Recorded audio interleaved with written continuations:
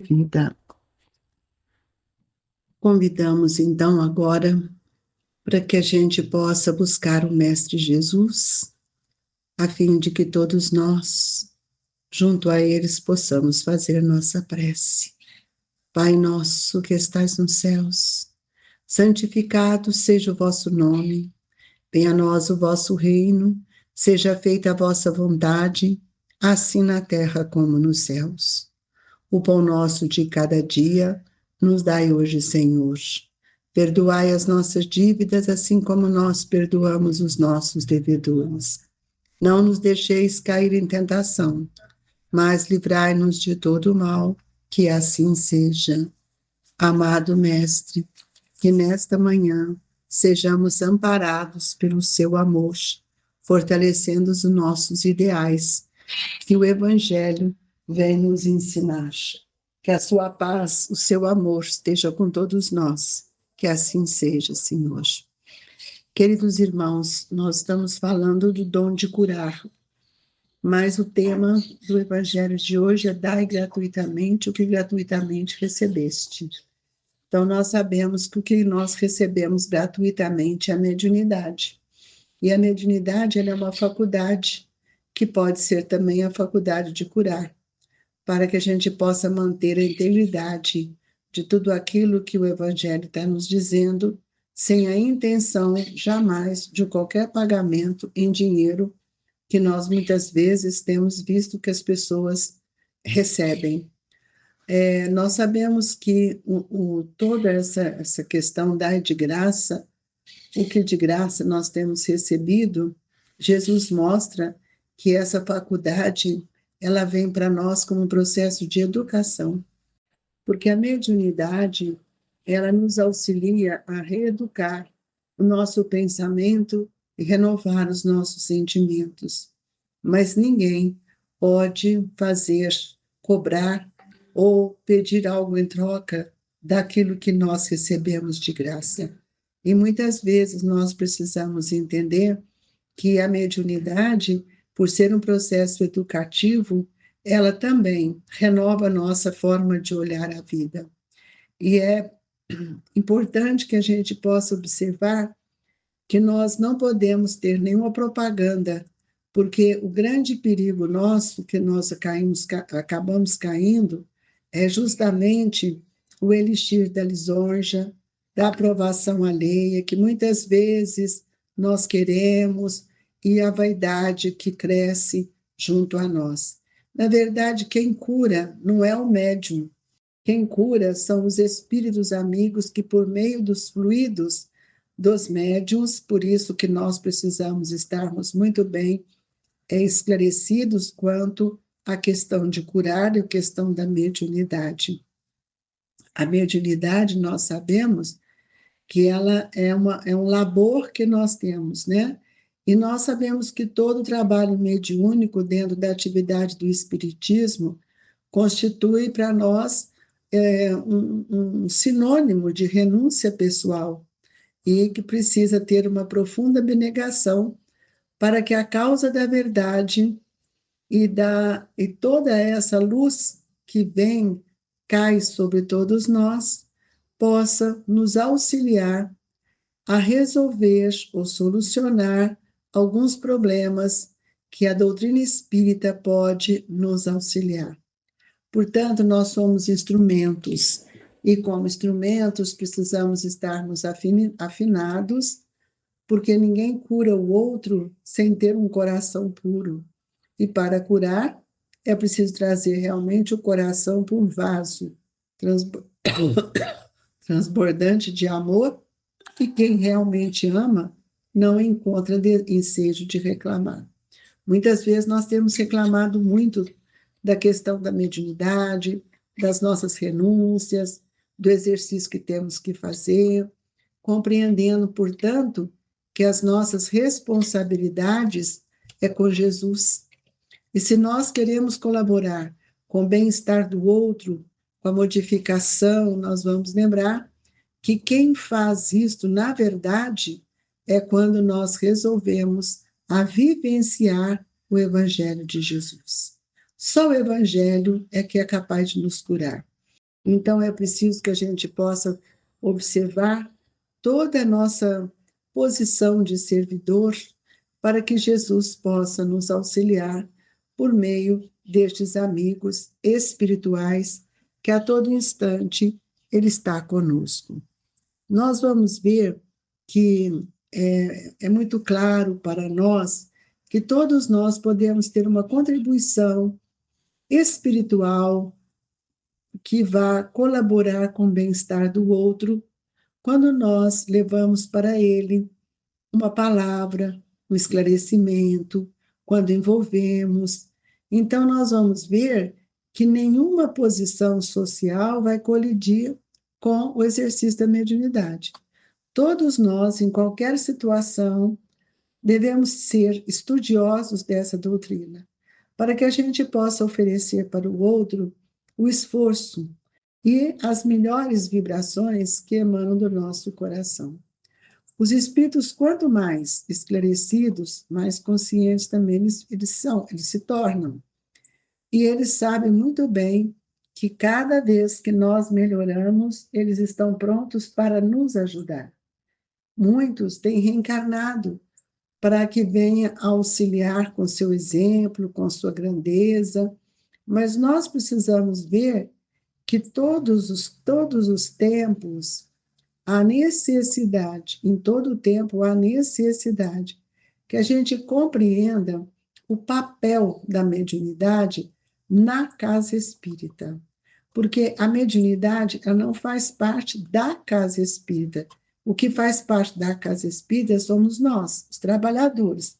Mas todos nós que estamos envolvidos no trabalho sério, nós podemos ampliar as nossas possibilidades de amparar outros médiuns, de contribuir com a nossa tolerância, com a nossa compreensão, ampliando as nossas obrigações, envolvendo aqueles médiuns que ainda estão no processo inicial do seu labor.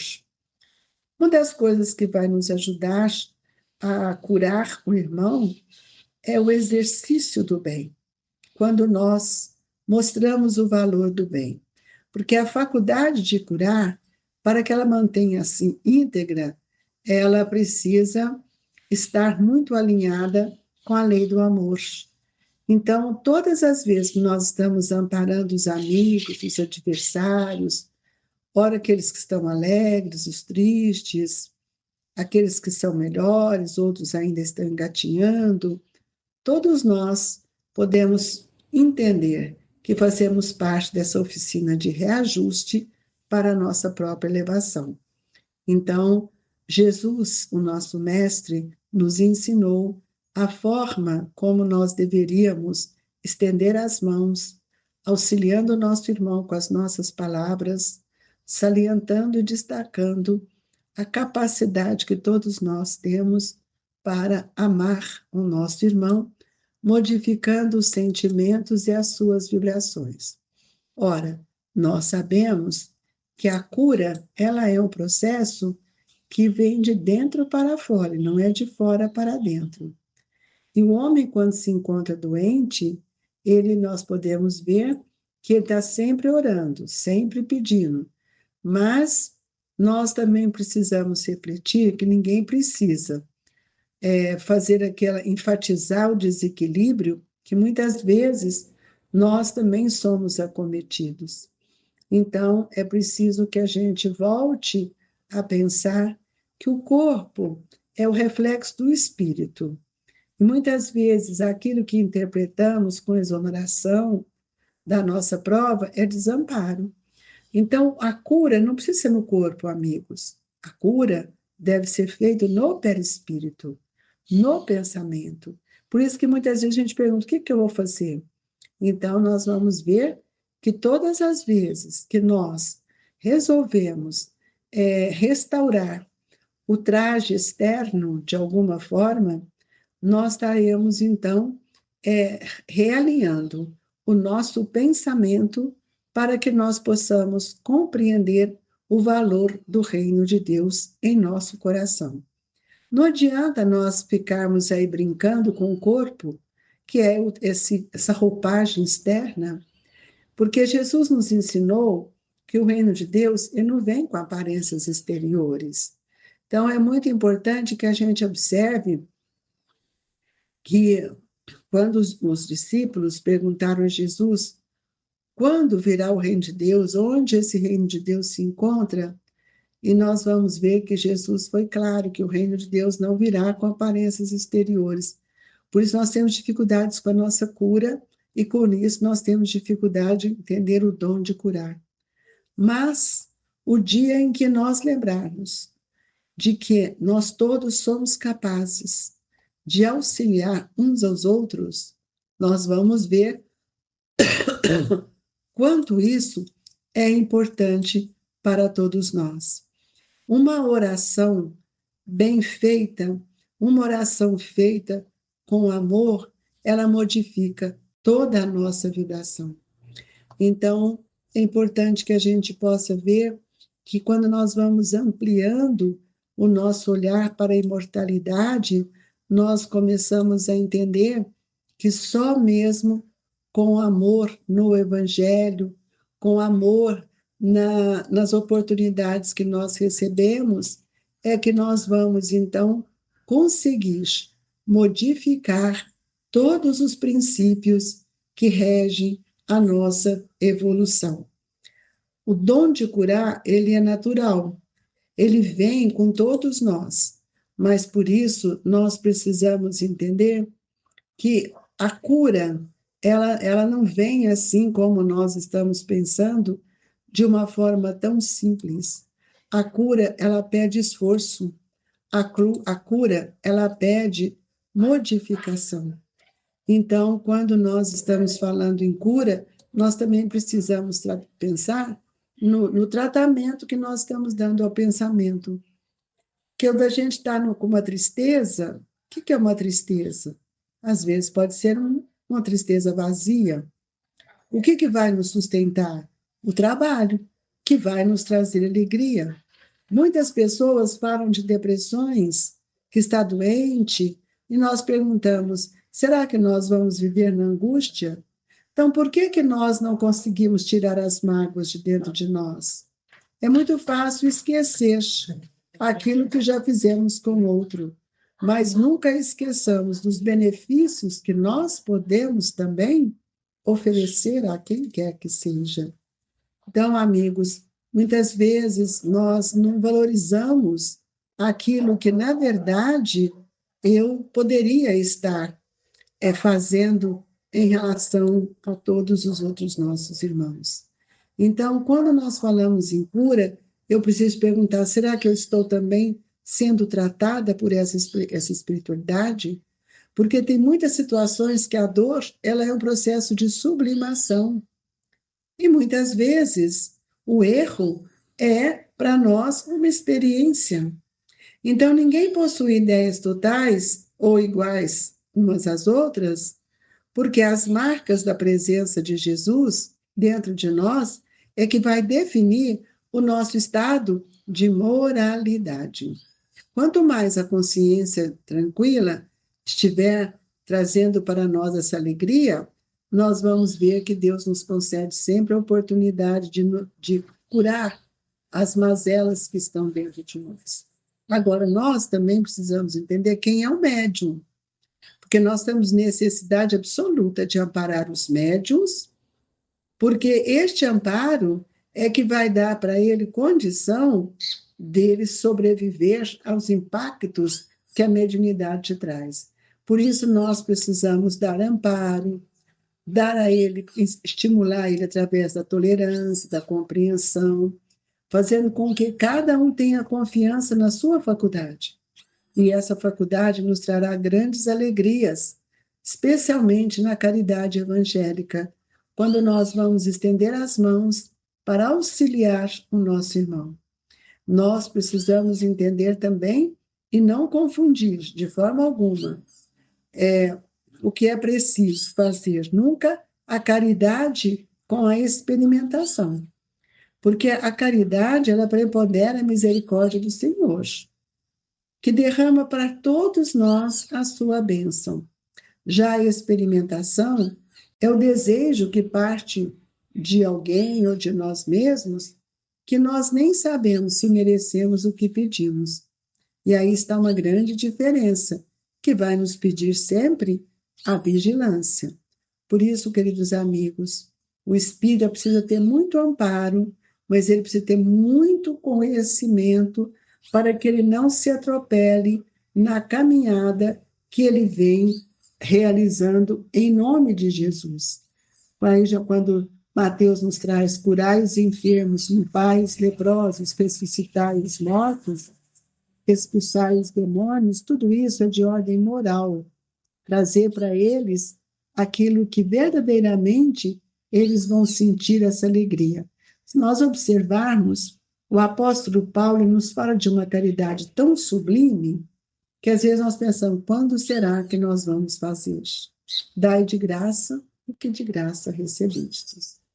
E antes de nós ficarmos discutindo essas palavras, ou este conteúdo, nós precisamos consagrar em nós a força da expressão do pensamento cristão, mas que nós possamos concluir nós mesmos que ainda nós não somos possuidores das grandes virtudes. E é lógico que ninguém tira nada do nada. Isso é experiência, isso são conquistas. Então, todos nós precisamos alimentar um pensamento de esperança para limpar não só os corpos, mas as feridas da alma, do espírito e do perispírito. Agradeçamos a Jesus por todas as bênçãos e oportunidades que Ele tem nos dado. E que nesta hora, com desejo ímpar de auxiliar os nossos irmãos, que a nossa prece possa envolver a todos e, na hora do passe, a quem pedimos com tanto fervor, muitas dores, muitas inquietações, sejam aliviados, Senhor. Que a nossa água receba o medicamento, a energia, para que nós possamos revigorar toda a nossa energia perispiritual. E assim, Senhor, com alegria em nosso coração, é que nós te pedimos. Sê conosco, Senhor. Visite-nos. Leve a todos os lares o amparo, a compreensão, a força, que os espíritos amigos possam envolver a todos nós e a todos aqueles a quem o nosso pensamento busca nesta manhã. Que Deus nos abençoe e receba, amigos, os laços da fraternidade, das vibrações do Grupo Espírita Esperança e Caridade, Colégio Allan Kardec. Fique com Deus, que assim seja.